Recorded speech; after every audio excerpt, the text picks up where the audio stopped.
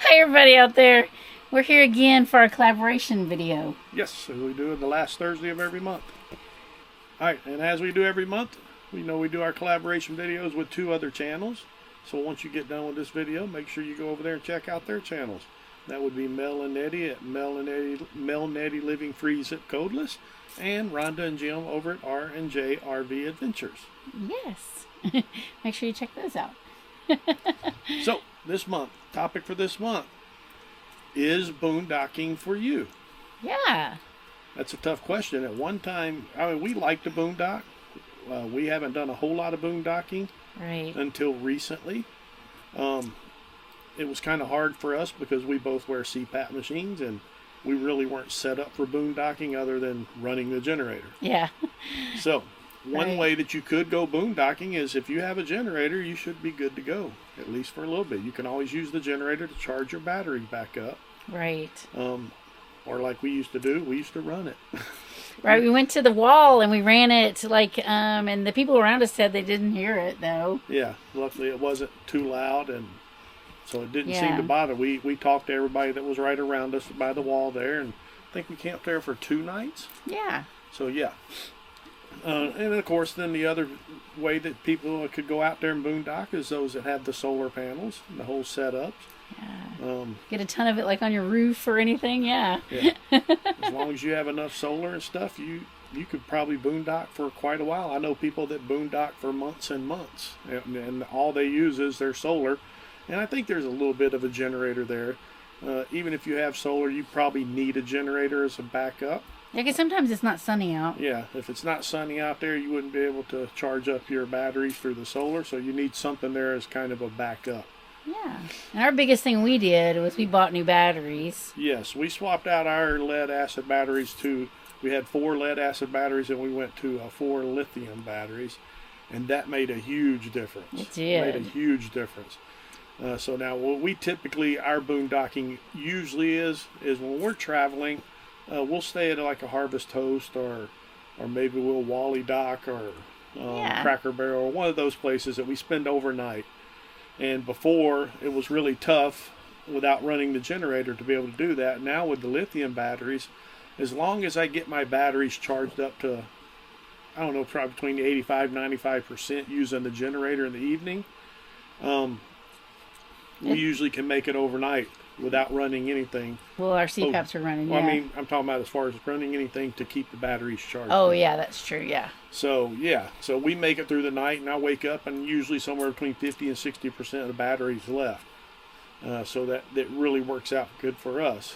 Yeah, it's been a fun experience. We've been kind of experimenting with it, right? Like, trying different things out and to see what works, what doesn't work.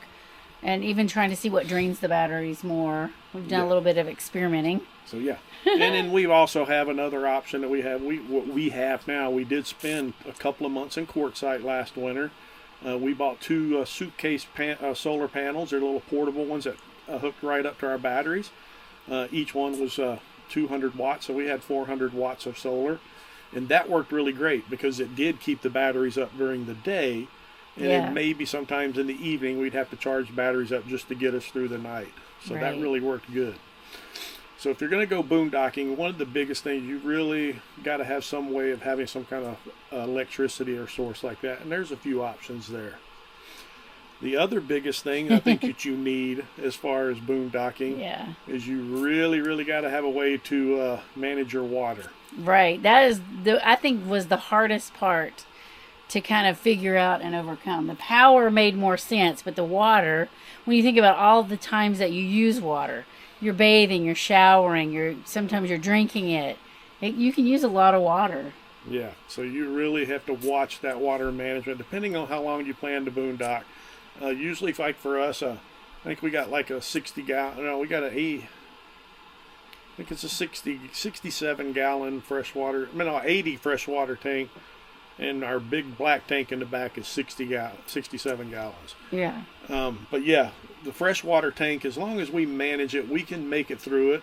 Of course, when you're boondocking, you don't get to take those nice long showers, which we typically can do if we're at hooked up facilities. Do those Navy showers. Those quick Navy showers, wet yourself, lather, and then rinse it off and get out. Yes. So we were able to do that. We'd usually get a couple of 3 showers each off of a tank of water before you'd have to fill up. But you need ways to be able to fill up your waters again. And I built a little pump system that I could take I have a 35 pound water bladder that I can pump water into the RV as long as I can find water to fill up those bladders. And then also you have to come up with a way to manage your tanks. Yes, to get rid of that water that you've used. And so we use what everybody calls, the Blue Boys, the Honey Wagon, whatever it is, that you get. And you can dump your tanks into it, pull it behind the car, and go to some type of dump or whatever is around. So that's how we were able to manage our boondocking. Right. One time boondocking wasn't a great thing for us. Now we feel pretty confident we could go out and we could boondock for quite a while. Yeah, we could probably make it a long time. We just really enjoyed that experience of trying it out and testing things and seeing what worked and what didn't work.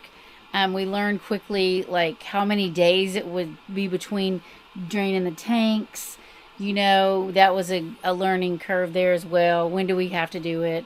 We didn't have a truck to tow the little Blue Boy, so we had to create a system that worked for us, though. Yeah, we created a system with some ratchet straps that I was able to tow it with a car. Yeah. So, I mean, we could have drove the RV over and filled and dumped that way, but that's a set up and tear down. That seemed like a bigger headache. Tear down and reset up, tear down. Yeah, that gets to be a pain. Yeah. So, but yeah, we managed it, and we made it. Like I said, our last down in Quartzsite, we lasted a couple of months, and I think we did fairly well. We learned a lot. We did. And had to tweak things here and there, but overall, I think it turned out really great. It was a really good experience. I can tell you right now, to go out there and boondock, there's some incredible places that you normally wouldn't get to go to unless you had that capability to go boondocking. Yes. So one was the wall you mentioned. So that was incredible. We loved it. Still one of our favorite camping spots. I want to go there again now that we know what we know. Yeah.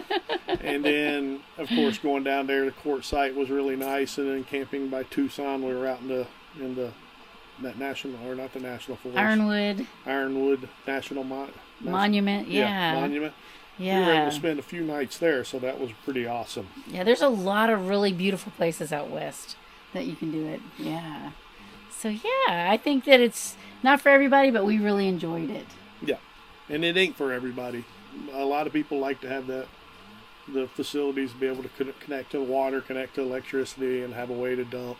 And that's perfectly fine, too.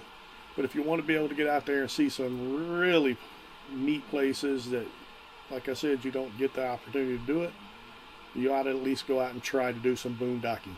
And if you don't feel comfortable going out there with nothing, I've heard of people actually sitting in a full hookup site and unplug everything, unhook everything, and try to live off of it. See how you can do it. That way you can learn. Is it for you? Or, hey, yeah, I can do this. Or, no, this is not for me. Right. And that's perfectly fine. Yeah. So hopefully you learned a little bit from us and our experience and our learning journey. Yeah. And once again, in this video, once you get done, go over there and check out Mel and Nettie at Mel and Nettie Living Freeze at Codeless, and Rhonda and Jim over at R&J RV Adventures. Yes, and then go out and find your adventure. Boondocking.